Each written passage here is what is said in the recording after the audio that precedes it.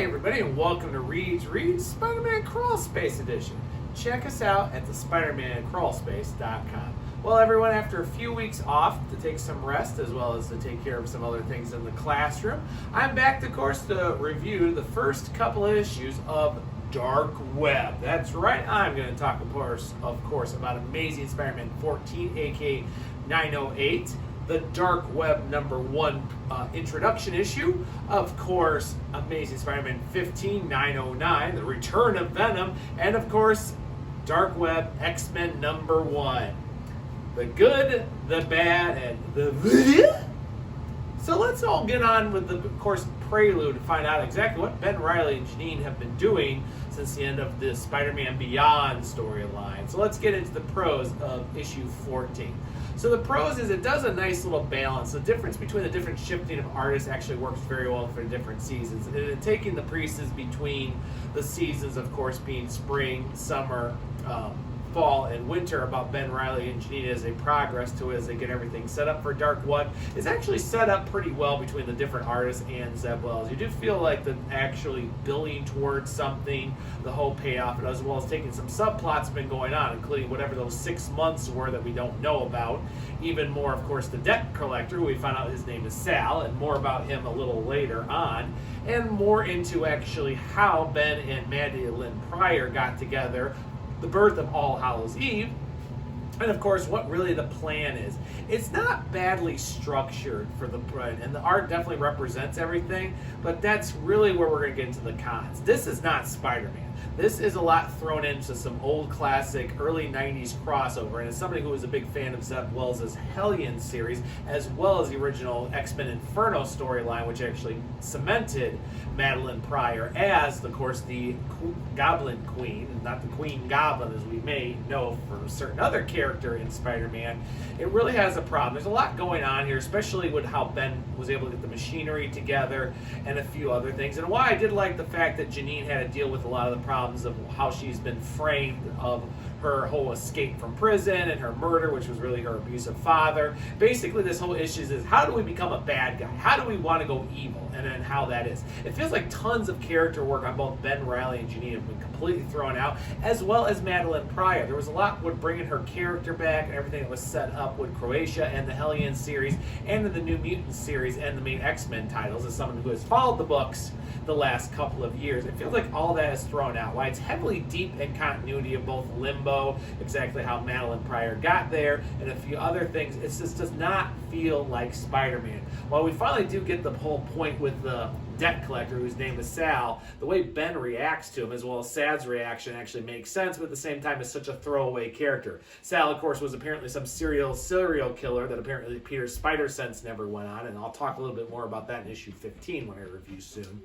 And a few other things. And the fact that he is so thrown together and beaten to death, and the fact that we never really get what the debt and everything is, whether it's a hospital or it seems to be some mob boss, we never know. But Ben taking Sal to, of course, Limbo, and him, of course, eating the fruit, which, of course, absorbs his soul, which then Madeline devours. Say, oh, he was such an evil, wicked man. Don't you think so, Ben? Don't you think so, Janine? Oh, it was so deliciously evil. But that's what we'll do with Spider-Man, because we find out the big reveal is Ben basically feels his whole identity was stolen by Peter Parker, even though he's a clone of him, and the fact is he wants to eat his soul to get all the memories back versus, oh yeah, Beyond screwed me. They used all this technology to get all the memories and everything. What actually led to me going to meeting Madeline Pryor in Limbo. It doesn't make sense. It is just a flipping mess, and I'm not a big fan of it either. The issue is actually going to get itself a D+ from me. The art, while real nice, and the story structure works a lot with the continuity for X-Men and a few other things. This is not Spider-Man, so it gets a D+. Which then lets me tiptoe through the parts of Limbo and the various fruit trees and demons to get to, of course, Dark Web #1. Let's get in the prose. First of all, I have to say Andy Kubert's work actually works very well for some of the issues, starting with the structure and using a lot of characters he's familiar with, such as Spider-Man, the X-Men characters, and the whole lead into, of course, what happens with Dark Web, with Peter kind of put in the areas, dealing with all the aftermaths happening to him, and how he's trying to get a structure of what's going on. But at the same time, the fact that they are celebrating Harry's death, which of course we found out was a clone versus the original one, which means then little baby Osborn here now, of course, might be a clone son and a few other things. It's a problem. While you do feel a little bit of the structures with Norman Osborn of how guilty he feels with Harry's death over the years, and the fact he basically sold his soul to the devil to get all his riches and fortunes, it kind of stops right there. The rest of the issue is honestly, for cons, is another mess here too. We've got characters who don't know anyone. Apparently people like Carly Cooper and Peter are aware of exactly what happened with Mary Jane, what these two kids and who Paul are, and so is Norman, but nobody else. And the excuse is, well, it's kind of a long story. And the fact that even the text of setting out the, of course, enchantment to get the demons to flood New York, and the fact that Ben's doing it so that way Madeline doesn't quite break her deal with magic and everything that happened over the X-Men titles to make this happen. It's a lot of demons, a lot of fighting with artwork that's a little out there, even for Kubert's work. And the fact is, when we finally have Ben and Norman Osborn meet each other, that actually makes sense with him beating him and talking about all his memories and how Osborn was always the reason for all of his troubles from the beginning, and him attacking him and outsmarting him actually makes sense. It's one of the few good things about this issue of what he does. However, the rest of it is just horrible, especially when Peter, of course, shows up and finds out what's going on, trying to save everybody from the demons and not understanding, only to find out that there's more going on here, and the fact that the X-Men and the Limbo areas are coming here. It feels like Peter is kind of just throwing it, even though this is supposed to be his story arc, and he has no idea what's really going on. And it's just, it doesn't work very much. And even with the artwork and everything else, and we of course have the big cliffhanger with Peter about, of course, head over to find out that Ben is actually behind all this, the rest of the issue makes no sense. The X-Men are kind of just there to deal with something that apparently Magic, aka Illyana Rasputin, should have taken care of a while, but like, but she promised me, Maddie promised me she wouldn't do this. And then she went and did it. Oh, I'll talk a little bit more about that in Dark Web X-Men #1, okay? But I just can't take it. I mean, this is just bad. It feels like everything's been thrown together. Zeb Wells is trying to get out his storylines, and they just don't connect. The characters from the X-Men don't work with Peter. Ben Reilly's pieces don't work in. Everything else with Venom being used here, which is the only thing that makes sense in the story of how he's made a deal with Madeline, who's now cleansed him of the classic, all the work that's been done since King in Black, and before that with Eddie Byers would be, I eat Spider-Man's brains. Remember me, the Lethal Protector, who has a cool miniseries that was a hit, and I have a sequel coming out. Don't worry, everybody, Venom is coming soon. Let's get Spider-Man.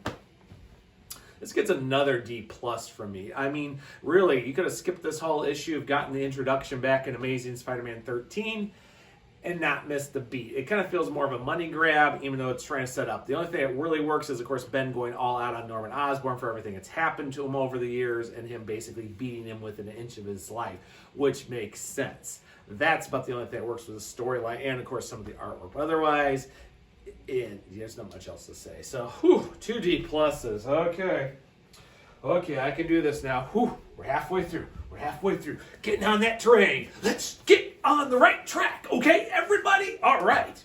Okay, let's get to Amazing Spider-Man 15, aka 909, as we get Parfit, of course, Zeb Wells back with our buddy Ed McGuinness on the artwork. First of all, the pros. I actually like this setup a little bit more, because now that the invasion and everything else, Peter is, of course, finding out that Ben is kind of involved in all this. And the story structures between Peter and Ben, it actually works very well, as well as the exchange between Peter and Ben about how he attacked Norman Osborn, or how Ben's saying, you think he's your friend after everything you've done, but hey, Peter, you stole my memories. You did this. And Peter calling Ben out like, shouldn't you be mad at Beyond? They kind of did something to this. And Ben, I don't know what happened to you, but why are you coming after me? And why are there all these demons all over the place?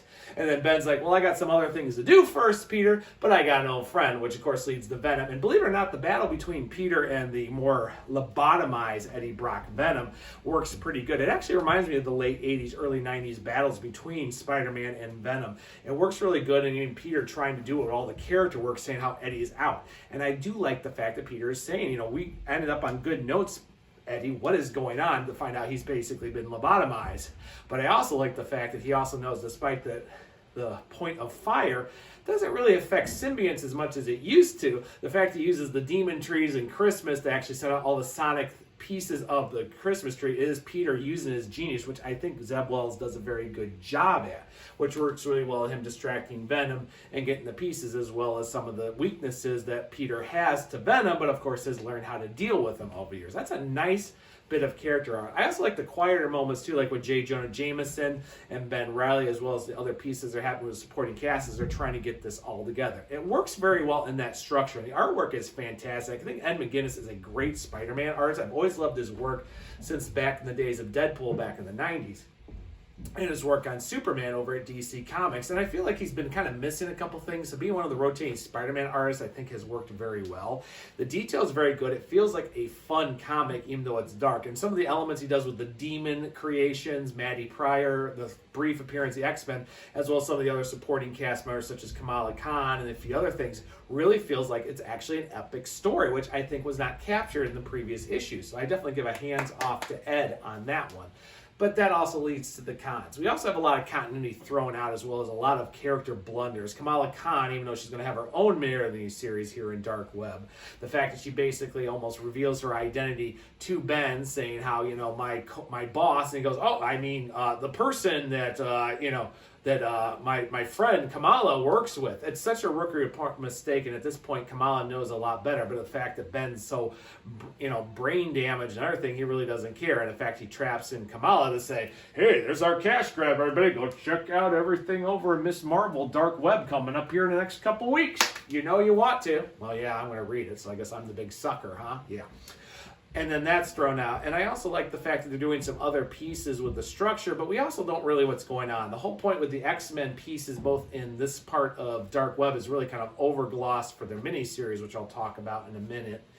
And it really doesn't add anything except seeing Maddie starting to get more of her pieces of the puzzle together, while Ben's getting all his together to finally go after Peter, which, of course, in issue 16 is the big battle between them. Exactly, Ben using all these tricks and what it is. So you feel that structure set up, and you actually get to see some classic comic book parts in that. But otherwise, the story, it took about 3 issues to really, including, I should say, 2 regular Spider-Man issues and, of course, a one-shot cash grab to get to something that felt more Spider-Man and less X-Men-y or less dark, whatever you want to call this, with Limbo.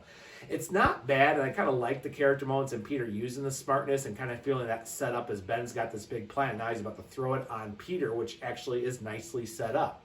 So despite my previous couple issues with D+, I'm actually going to go up a whole letter grade to C+.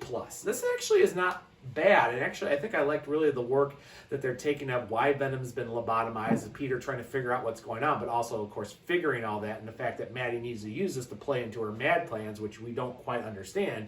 And even though I'll review some of the issues of Venom where we will find more of the plan, is it feels like you want to actually read those issues to find what happens, but don't really need all the importance.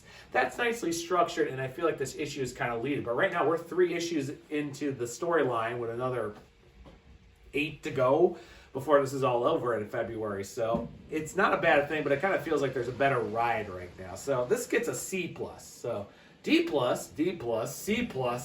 Can I, as a reviewer, going into Dark Web X-Men #1, actually get into all this? Well, here's how we go, folks. So the pros. I think this issue actually does a very good job explaining what was going on with the original Inferno story, and how Madeline Pryor's both origins and how she ended up becoming the Queen of Limbo and the Queen, the Goblin Queen in the original parts. I do feel like that Ileana, I gotta say her name correctly. X-Men, guys. I've been reading her character for about 30 years. I should know by now. But I do feel like there's a sense of betrayal, as well as I foobarred this too. I had a good job, I kind of do it, but I felt to choose family versus being the Queen of Limbo, and as well as the origins of what actually led to Ileana, as well as everything that happened with Madeline Pryor. It's a nice recap story, and the fact that Inferno dealt so much between Madeline Pryor and, of course, one of my favorite X-Men characters ever, which, of course, is Alex Summers, better known as Havoc. I like the exchange between Cyclops and Alex as not only brothers, but everything that's been going on, but also how Cyclops said he let everybody run off with Hellions and dealt with all that issues and not being a good brother while he was dealing with his own drama. And the fact his own history, Madeline Pryor, also plays in the fact that now they've been captured into this limbo. And I do like the poke funs of some of the old outfits that they wear for an Inferno, because back when that storyline came out, I too was like, what is this? But it's a nice set of actually explaining what Limbo is, what Madeline Pryor is, what is the connection to the Summers brothers, actually what is it Madeline's trying to do now, and the fact that they gave her back Limbo to Lucretia alone after her cloning resurrection.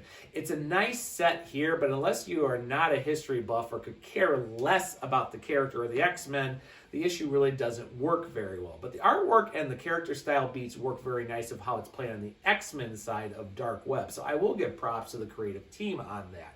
But in the long run, too, you don't feel like you really have to read this to figure out what's going on. So believe it or not, due to the continuity, the great parts between Scott and Alex Summers, Cyclops and Havoc, and a few other things, I'm actually going to bump this up to a B-. If you're a history buff or love these characters, this is the issue for you. However, if you could care less about Dark Web or really what's going on with any of these X-Men characters or what it has to do with Spider-Man, then I guess you would probably avoid it. So B-, guys. So tip of the hat to Dark Web X-Men #1 on that. Though I'll probably shock a lot of people like my friends Pete, Kelly, Mark, and a few other people that I'm giving this a higher grade versus all the Spider-Man issues the last couple weeks.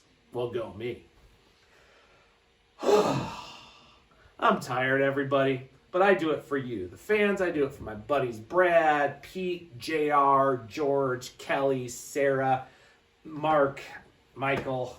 I do it for you guys, because, you know, I'm a fan. I love doing this. I know I needed some time off, but I am glad to do these reviews. So everybody also who's been watching all this time, new and old, thank you. And this is why I suffer the sins of Dark Web to bring you these wonderful reviews, as well as the rest of our other reviewers like Pete and Mark and Alfred. But guys, we got this. We can do it. We can make it through the Dark Web, I think. Guys, that's all I have to say for now. Please check us out for more information, more reviews, and other great things on the SpidermanCrawlspace.com. Check out our Discord and social media, and of course our usual podcast vidcast, both on Patreon as well as YouTube and your favorite system to download your podcast for. And we'll be out there to check out more on the Crawl Space.